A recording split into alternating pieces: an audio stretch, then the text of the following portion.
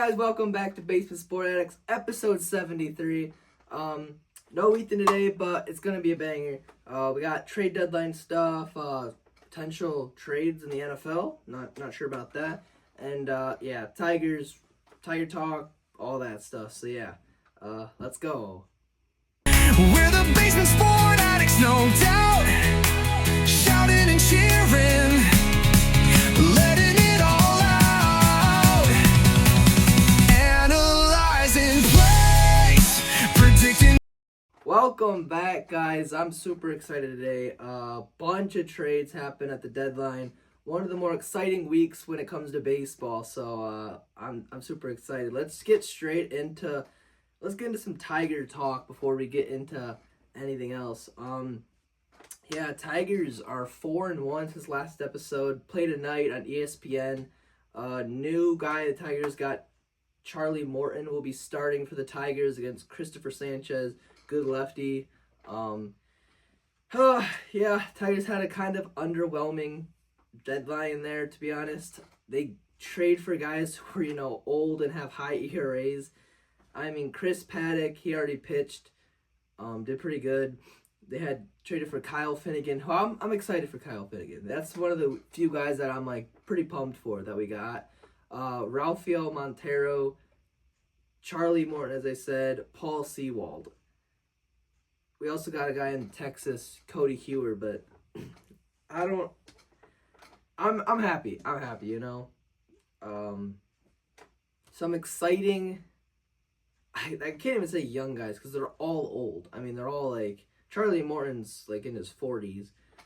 But Kyle Finnegan, that's going to be a good guy. It's going to help us in the playoffs. So I'm excited for that. Paul Sewald, we won't get to see until mid-September. So not sure what we're going to get out of him there. Tigers were linked to a bunch of names. They were linked to guys like Ryan Helsley, David Bednar, Eugenio Suarez. And we don't land any of them. I mean, I felt like Bednar would have been kind of the best because he's got a couple years of control. That was a big reason Scott Harris didn't do much, is because, most of those guys, he's not going to give his big prospects away for rentals, which I understand about Suarez, but Bednar, he's got a couple years of control left. Helsley would have been disgusting out of that pen. Bringing in Will Vest and Ryan Helsley, bringing out Hells Bells would have been sick at Comerica, but he goes to the Mets, and the Mets have a nasty bullpen, so blah, blah. Yeah, the Tigers needed more of a pitcher that can strike people out, and, they get Kyle Finnegan is not very known for strikeouts. I think the biggest strikeout guy is Paul Sewald, and he's not going to pitch till middle of September, so not sure there. They get Charlie Morton, 40-year-old, who's been better his last couple starts for the Orioles. So Chris Carter can fix anyone. So honestly, you can't really get mad because we did get bullpen guys. We got 3 or 4. So that's exactly what we needed. So that's good. But not sure. Not sure about this one for sure. Especially with all the guys that are out there that we could have gotten. But we'll see how the deadline comes around at the end of the year. If the bullpen does blow it for us in the playoffs, then maybe should have gotten a guy like Bednar or Helsley. I don't know. You can't.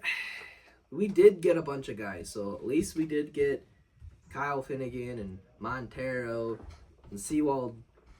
At least we got guys. That's all we could have asked for. So, first game since the deadline, Tigers bullpen blew it against the Philadelphia Phillies. Kind of fits right into the mold. And it was guys that we trust too. Tigers up 3-0 after a big home run from Gleyber Torres, who's been good his last couple games. He's been really hot. 4 home runs in his last 7 games, so he's kind of got the power bat right now.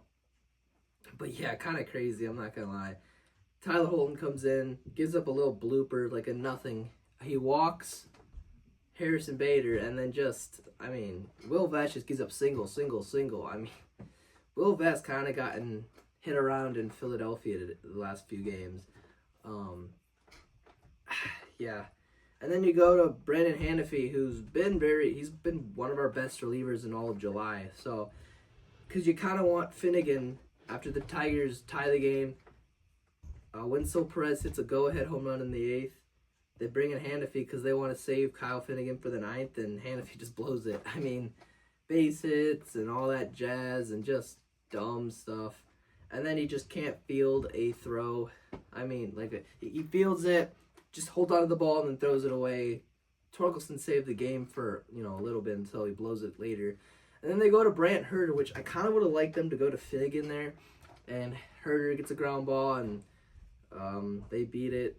I think it was Bryson Stott beat an infield single to ultimately win the game. And then newest Philadelphia Philly, Yohan Duran, 3-out save, but on 4 pitches. Pretty absurd. Yeah.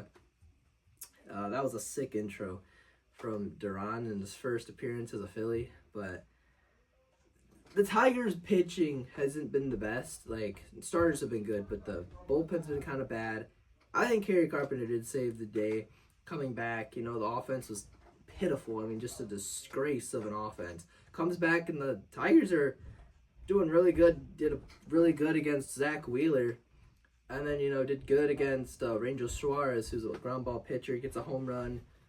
Like, offense has been pretty good, and the Tigers did sweep the Diamondbacks. Like, the offense has been up on top of things right now. So that's good to see at least. But, yeah, like, nothing else really. It's all just bad.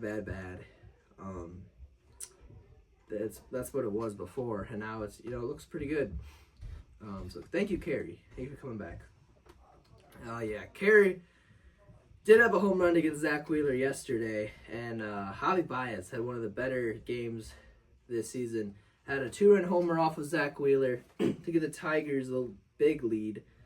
And then Tigers are still up 5-3. Javi comes up a 2-run triple off of one of their better relievers, Matt Strom, lefty. Good hit, gets it just past the third base line, and it just rolls all the way. So big insurance because the Tigers needed that, because Will Vesky's up a 2-run bomb to Bryce Harper, and then Kyle Finnegan comes out, gets a 4-out save, gets all 4 batters out. Very good to see from the new guy, Kyle Finnegan. If he can be very dominant, that would be huge, but it's still not going to really help our problem with the bullpen, because the bullpen's not been great. Like, yeah, even if the guys that we got, all 4 of them are amazing and don't give up a run, we still have our other bullpen pieces who aren't very good right now. So that's going to be tough in the playoffs. But yeah, Tarek Skubal was, dominant through 6. 1 hit, just crazy. 10 strikeouts, and then that 7th inning, the floodgates open. Bryce Harper's single. You had a double from Real Muto, a home run from Castellanos, and he did finish the inning. But yeah, 7 innings, 3 runs, 5 hits, 10 Ks. Kind of uncharacteristic from Tarek Skubal. He's cruising, and then just gets lit up. So, still good, got the win on one of the cool games. Zach Wheeler versus Tarek Skubal, 2 of the best in the entire sport. So that's good to see. Some big things. Jay Flair did do good. His last 2 starts, 12 innings pitched, 1 earned run, 14 Ks. Good to see from Flaherty. He's kind of been, he's kind of been mid, like very bad to bad, mid. Like, you feel like he goes back and forth every time. And, so good to see. Troy Melton, after a very good start, 7 shutout innings against the Diamondbacks, gets moved to the bullpen after Tigers trade for Chris Paddock and Charlie Morton. We did hear that Tigers trade for Chris Paddock because Reese Olson is out for the year. Just a crazy day. We traded for Chris Paddock. Everyone was kind of excited because, he's a big... We don't really need to depend on him. He's more of a 5th starter, eat up innings for you. And then we hear that Reese Olson is out for the year. And then it's like, that's who we get. That's who we got for a Reese Olson injury. It's kind of stinks. And then Parker Meadows goes down. So they brought up Ryan Kreidler for a game. And then Andy Ibanez was called up. It's like, oh my goodness, what just happened? This team went from very decent to what in the world just happened. So crazy. But yeah, good to see. And Abidas has been good since being called up. Couple home runs, a double. He's been killing lefties, so that's good to see. Yeah, Paddock does go 6 innings, 1 earned run against the Diamondbacks. Very good first outing for Chris Paddock. Good to see. So, good job there. And yeah, so not sure how this bullpen's going to be. Hopefully, Paul Sewald, Kyle Finnegan, and Montero are really good. And another news: Jose Urquidy, Tigers guy they got I think it was in the off season. He's finally making a rehab start, so he could be a big time piece in the bullpen for the playoffs. He's kind of known for that. That's what he's been a playoff pitcher for the Astros. So good to see. Yeah, we'll talk about some headlines right now before we get into the deadline. Just one of the best days in baseball happened on Friday. We had 5 walk-offs. We had that crazy game, Tigers versus Phillies, back and forth at the end of the game. And then, that Yohan Duran just intro, 4-out save, or a 4-pitch save. So that was kind of cool. And then we had the Rockies win 17-6 against the Pirates. Pirates go up 9-0 in the first inning. Absolutely insane. Rockies come all the way back and then just walk it off. It was an unbelievable game. And the Yankees, after trading for a bunch of guys, they got 6 or 7 different guys. All their new additions just did terrible. I'll talk about that a little later. But they all did bad. 2 1/3 innings pitched, 6 earned runs, 3 unearned runs, and a big error by Jose Caballero cost them, and they lost 12-13 against one of the hotter teams in baseball with the Miami Marlins. So just an unbelievable couple of games. The Red Sox walked it off against the Astros. You had just a bunch of stuff that happened. Just unbelievable. The Miami Marlins are unbelievably hot right now. 8-2 in their last. They're going to be 9-1 in their last 10. Kyle Stowers has 9 home runs in his last 15 games. They're 6 games back in the wild card, most likely 5 after they sweep the Yankees. They just swept the Yankees. Unbelievable, man. Holy crap. The Yankees have been kind of bad, but, still, after getting all the new guys for the deadline, they sweep them. Insane. And, yeah, I think the AL Central's over. Obviously, Tigers have an 8-game lead. Twins traded away 10 of their players.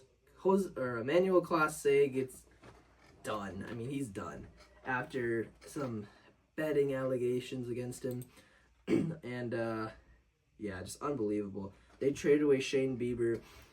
Stephen Kwan, if he went somewhere, that would have been just a cherry on top, but he didn't. And the Royals traded for, Mike Yastrzemski, and just a weird trade deadline for the Central for everybody. But, yeah, it's over. It's definitely over. Let's talk about the deadline, shall we? Here we go. One of the big winners, San Diego Padres.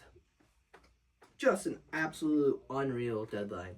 They do give away their future, potentially. But they trade for J.P. Sears and Mason Miller. They did give up Leo DeVries. I don't know if I'm saying it right. He's the number 3 prospect in all of baseball. Shortstop, unbelievable.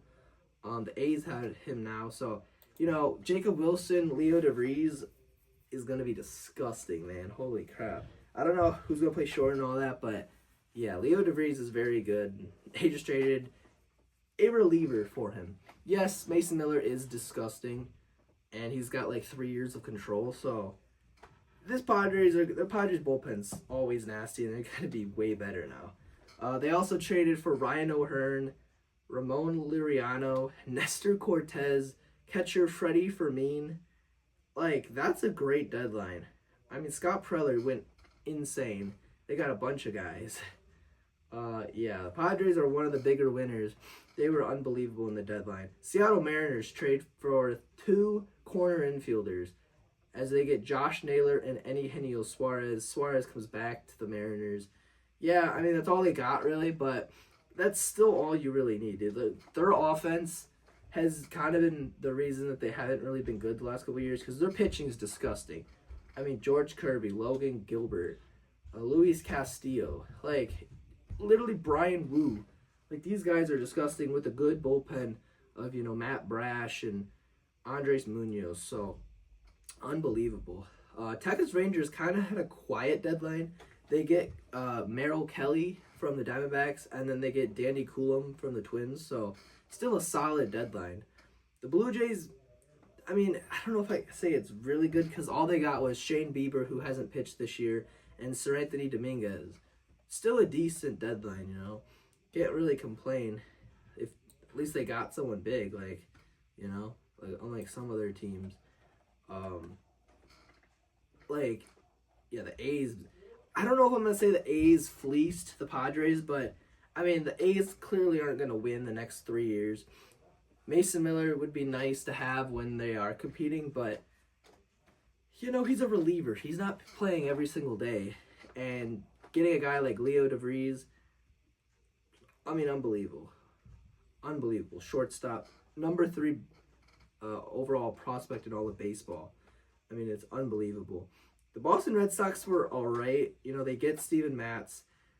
There was a graphic that said Joe Ryan went to the Boston Red Sox, but it kind of, I don't know what happened. It was weird.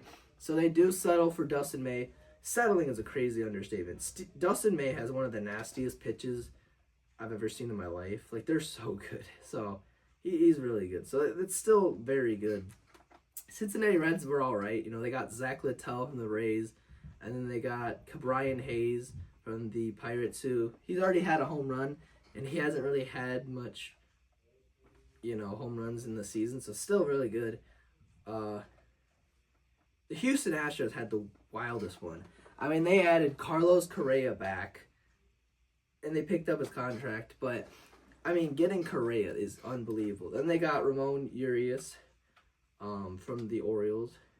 They also got Jesus Sanchez from the Marlins, very good outfielder.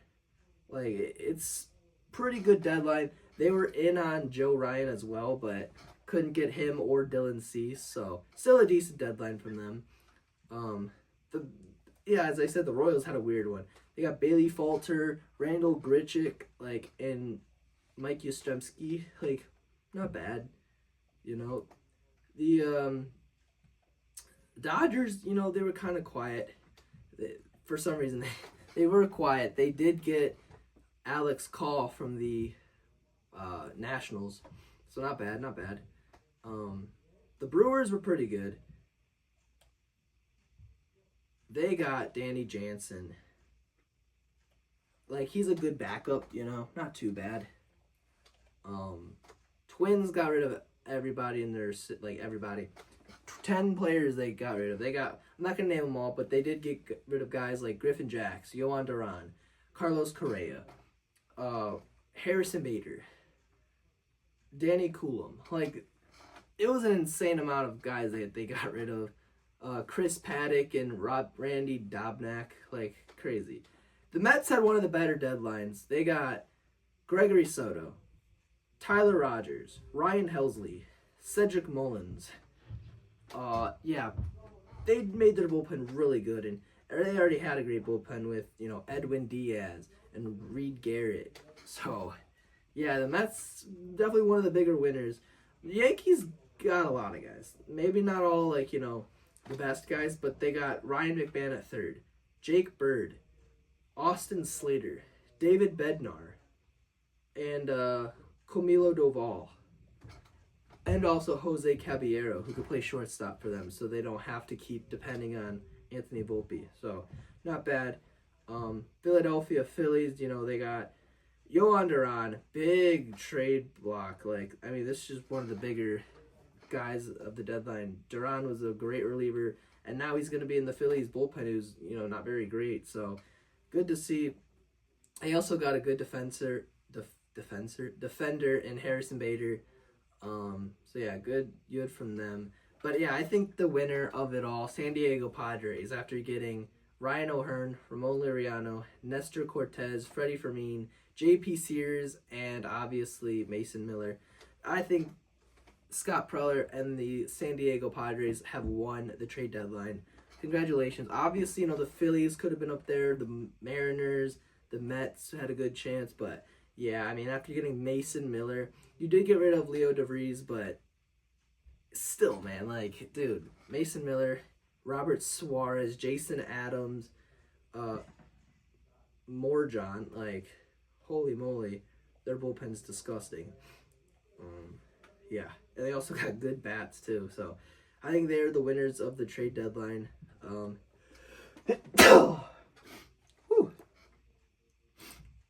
Yeah, I mean, unbelievable. Who does have the better back end? Edwin Diaz, Ryan Helsley, Tyler Rogers for the Mets, or like Robert Suarez, Mason Miller, Jason Adams, Adrian Morjon. Like, they're both disgusting, but yeah, I think the Padres won the deadline.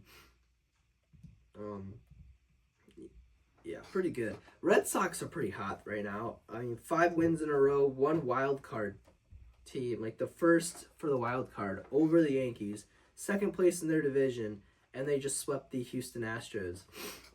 Pretty wild, if you ask me. Pretty crazy. You know.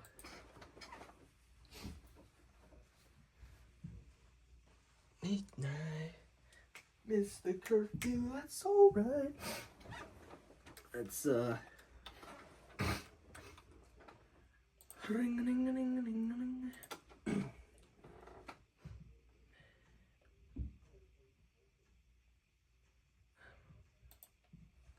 You are my strong.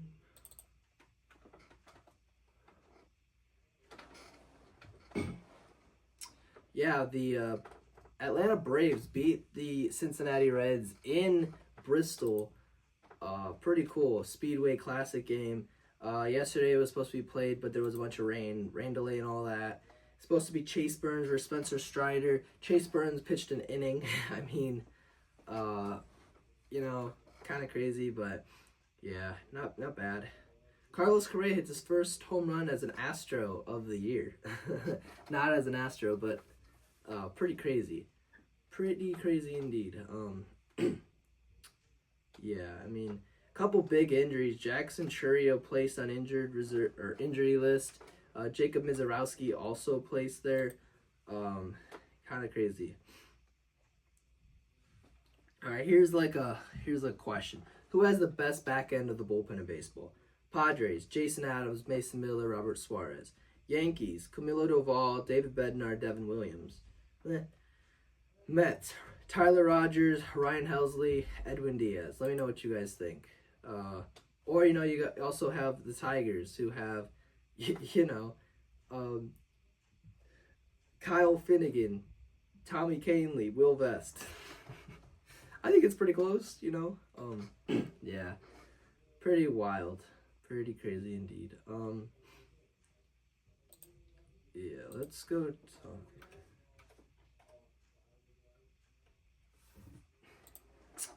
Yeah, let's just see some big headlines of baseball. I mean, the Miami Marlins sweep the Yankees. Unbelievable. Like, that's wild. Baseball is a crazy sport. And Paul Skeens kind of gets lit up. Finally gets run support, but he gives up 4 earned runs against the Colorado Rockies. Wild. I mean, just an unbelievable sport, isn't it? Yeah. Mason Miller looks good, man. The Padres did. Touches 103. Good grief. That's pretty good. The Guardians walked it off, I think, twice against the Twins. Crazy. Alright, I think that's going to be it for this. Now we're going to make our predictions for NFL again. But before that, let's go over one more thing about football.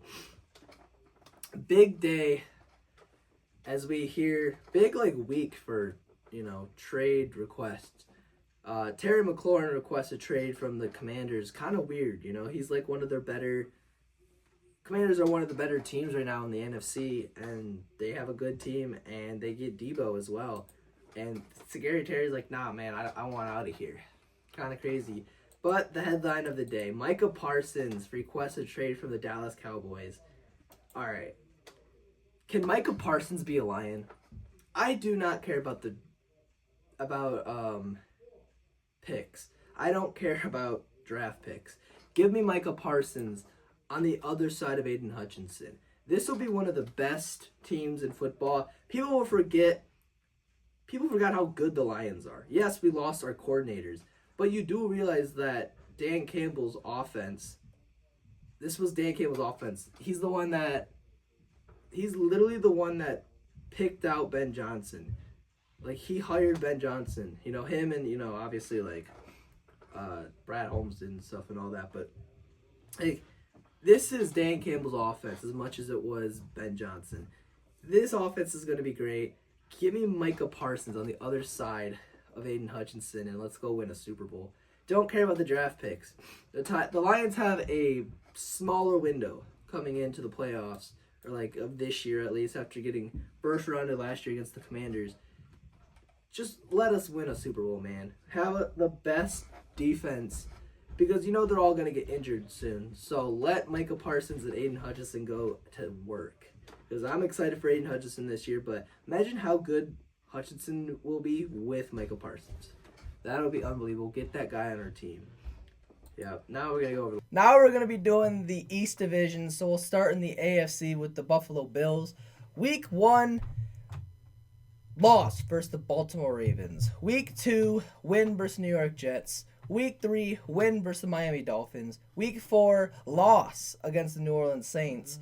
Week 5, win against the New England Patriots. Week 5 is also the New England Patriots. No. Week 6, win against the Atlanta Falcons. Week 7, bye. Week 8, win against the Carolina Panthers. Week 9, win versus the Kansas City Chiefs. They own them in the regular season. Week 10, win against the Miami Dolphins. Week 11, loss versus the Tampa Bay Buccaneers. Week 12, win against the Texans. Week 13, loss against the Pittsburgh Steelers. Week 14, win against the Cincinnati Bengals. Week 15, win against the New England Patriots. Week 16, win against the Cleveland Browns. Week 17, loss against the Philadelphia Eagles. And Week 18, win versus the New York Jets. All right, now we got the New England Patriots. Week 1 against the Las Vegas Raiders. That's a win. Week 2 against the Miami Dolphins. That is a loss. Week 3 against the Pittsburgh Steelers. That's a loss. Week 4 against the Carolina Panthers. That's a win. Week 5 against the Buffalo Bills. That's a loss. Week 6 against the New Orleans Saints. That's a loss. Week 7 against the Tennessee Titans. That's a win. Week 8 against the Cleveland Browns. That is a win. Week 9 against the Atlanta Falcons. That's a loss. Week 10 against the Tampa Bay Buccaneers. That's a loss. Week 11 against the New York Jets. That's a loss. Week 12 against the Cincinnati Bengals. That's a loss. Week 13 against the New York Giants. That's a win. Week 14 is bye week. Week 15 against the Buffalo Bills. That's a loss. Week 16 against the Baltimore Ravens. That's a loss. Week 17 against the New York Jets. That's a win. And Week 18 against the Miami Dolphins. That's a win. Now we got the New York Jets. Week 1, win against the Pittsburgh Steelers. Justin Fields' revenge against his old team. Week 2, loss against the Buffalo Bills. Week 3, win against the Tampa Bay Buccaneers. Week 4, win against the Miami Dolphins. Week 5, loss against the Dallas Cowgirls. Week 6, loss against the Denver Broncos. Week 7, win against the Carolina Panthers. Week 8, win against the Cincinnati Bengals. Week 9, bye. Week 10, win against the Cleveland Browns. Week 11, loss against the New England Patriots. Week 12, loss against the Baltimore Ravens. Week 13, win against the Atlanta Falcons. Week 14, win against the Miami Dolphins. Week 15, win against the Jacksonville Jaguars. Week 16, loss against the New Orleans Saints. Week 17, win against the New England Patriots. And Week 18, a loss against the Buffalo Bills. Now we got the Miami Dolphins. Week 1, loss against the Indianapolis Colts. Week 2, loss against the New England Patriots. Week 3, loss against the Buffalo Bills. Week 4, you get your first win against the New York Jets. Week 5, win against the Carolina Panthers. Week 6, win against the Los Angeles Chargers. Week 7, loss against the Cleveland Browns. Week 8, loss against the Atlanta Falcons. Week 9, loss against the Baltimore Ravens. Week 10, loss against the Buffalo Bills. Week 11, loss against the Washington Commanders. Week 12 bye. Week 13, loss against the New Orleans Saints. Week 14, loss against the New York Jets. Week 15, loss against the Pittsburgh Steelers. Week 16, loss against the Cincinnati Bengals. Week 17, loss against the Tampa Bay Buccaneers. And Week 18, they get a win. All right, next up we got the Washington Commanders. Week 1 against the New York Giants, that's a win. Week 2 against the Green Bay Packers, that's a win. Week 3 against the Las Vegas Raiders, that's a win. Week 4 against the Atlanta Falcons, that's a loss. Week 5 against the Los Angeles Chargers, that's a win. Week 6 against the Chicago Bears, that's a win. Week 7 against Dallas Cowboys, that's a win. Week 8 against Kansas City Chiefs, that's a loss. Week 9 against the Seattle Seahawks, that's a loss. Week 10 against the Detroit Lions, that's a loss. Week 11 against the Miami Dolphins, that's a win. Got bye week 12. Week 13 against the Denver Broncos, that's a win. Week 14 against the Minnesota Vikings, that's a win. Week 15 against the New York Giants, that's a win. Week 16 against the Philadelphia Eagles, that's a loss. Week 17 against the Dallas Cowboys, that's a win. And Week 18 against the Philadelphia Eagles again, that's a loss. All right, now we got the New York Giants. Week 1 against the Washington Commanders, that's a loss. Week 2 against the Dallas Cowboys, that's a win. Week 3 against the Kansas City Chiefs, that's a loss. Week 4 against the Los Angeles Chargers, that's a loss. Week 5 against the New Orleans Saints, that's a win. Week 6 against the Philadelphia Eagles, that's a loss. Week 7 against the Denver Broncos, that's a loss. Week 8 against the Philadelphia Eagles again, that's a loss. Week 9 against the San Francisco 49ers, that's a win. Week 10 against the Chicago Bears, that's a win. Week 11 against the Green Bay Packers, that's a loss. Week 12 against the Detroit Lions, that's a loss. Week 13 against the New England Patriots, that's a win. Week 14 is a bye week. Week 15 against the Washington Commanders again, that's a loss. Week 16 against the Minnesota Vikings, that's a win. Week 17 against the Las Vegas Raiders, that's a win. And Week 18 against the Dallas Cowboys, that is a loss. Now we got the Philadelphia Eagles. Week 1 against the Dallas Cowboys, that's a loss. Week 2 against the Kansas City Chiefs, that's a loss. Week 3 against the Los Angeles Rams, that's a win. Week 4 against the Tampa Bay Buccaneers, that's a win. Week 5 against the Denver Broncos, that's a win. Week 6 against the New York Giants, that's a win. Week 7 versus the Minnesota Vikings, that's a win. Week 8 versus the New York Giants, that's a win. Week 9 bye. Week 10 against the Green Bay Packers, that's a win. Week 11 against the Detroit Lions, that's a win. Week 12 against the Dallas Cowboys, that's a win. Week 13 against the Chicago Bears, that's a win. Week 14 against the Los Angeles Chargers, that's a win. Week 15 against the Las Vegas Raiders, that's a win. Week 16 against the Washington Commanders, that's a loss. Week 17 against the Buffalo Bills, that's a loss. And Week 18 versus the Commanders, that's a win. All right, now we got the Cowgirls, Dallas Cowgirls. Week 1 against the Philadelphia Eagles, that's a loss. Week 2 against the New York Giants, that's a win. Week 3 against the Chicago Bears, that's a win. Week 4 against the Green Bay Packers, that's a win. Week 5 against the New York Jets, that's a win. Week 6 against the Carolina Panthers, that's a loss. Week 7 against the Washington Commanders, that's a loss. Week 8 against the Denver Broncos, that's a win. Week 9 against the Arizona Cardinals, that's a win. Got the bye week, Week 10. Week 11 against the Las Vegas Raiders, that's a win. Week 12 against the Philadelphia Eagles, that's a win. Week 13 against the Kansas City Chiefs, that's a loss. Week 14 against the Detroit Lions, that's a loss. Week 15 against the Minnesota Vikings, that's a loss. Week 16 against the Los Angeles Chargers, that's a win. Week 17 against the Washington Commanders, that's a loss. And Week 18 against the New York Giants, that's a win. All right. Thank you all so much for watching. Please hit the like button, subscribe, and we'll see you next time. Woo. Tune in next week for another dose of basement sports, the ultimate prognosis. Sean and Ethan signing off. Peace out. Keep the sports spirit alive.